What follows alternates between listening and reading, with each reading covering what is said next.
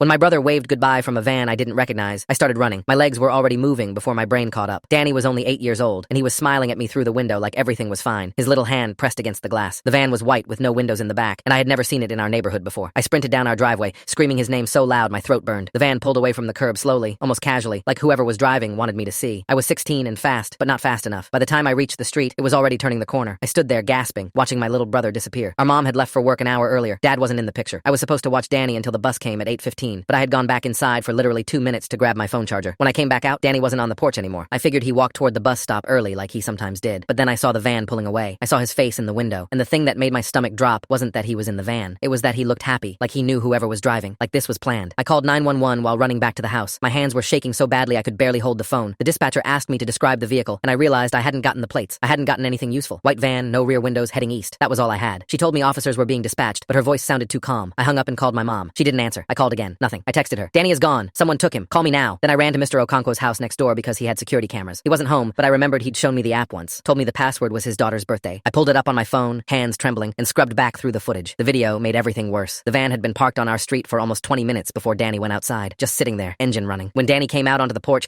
a man got out of the driver's side. He was wearing a blue polo shirt and khakis, like a youth pastor or a camp counselor. He walked up to Danny, and they talked for about 30 seconds. Then Danny nodded, took the man's hand, and walked to the van willingly. No struggle, no hesitation. My brother knew this person. I screenshot the clearest frame of the man's face and sent it to my mom, then posted it to our neighborhood Facebook group with a description of the van. Within minutes, comments started flooding in. One of them made my blood run cold. That looks like the new volunteer from the rec center, Wesley something. I ran to the rec center 6 blocks away. I didn't wait for police. I couldn't. Danny had been going there every Saturday for basketball league, and I'd never once thought to meet the volunteers. When I burst through the doors, the front desk woman looked startled. I shoved my phone in her face. Who is this? She squinted at the screenshot. That's Wesley Holt. He's been volunteering here for about 2 months. Works with the younger kids. My voice came out raw. Where does he live? She shook her head. I can't give you that information. I grabbed her arm. He just took my brother. He put my 8-year-old brother in a van and drove away. Where does he live? She looked at my face and saw something that made her stop arguing. She pulled up a volunteer application form on her computer and turned the monitor toward me. The address was 12 minutes away. I was out the door before she could tell me to wait for police. I drove my mom's car without a license, running 2 red lights and nearly sideswiping a mailbox. The whole drive, I kept seeing Danny's face in that window, that trusting smile. He thought he was safe. He thought he was going somewhere fun. I pulled onto Wesley's street and saw the white van in a driveway at the end of a cul-de-sac. My chest was pounding so hard I could hear it in my ears. I parked 3 houses down and got out, moving fast but quiet. That's when I heard the sirens behind me. The neighborhood Facebook post had done its job. Someone had recognized the van from a different post about suspicious vehicles. Someone had called it in with the address. 3 police cars came screaming into the cul-de-sac at once. Officers poured out with their weapons drawn, shouting commands at the house. I dropped to my knees on someone's lawn and watched. The front door opened. Wesley Holt walked out with his hands up,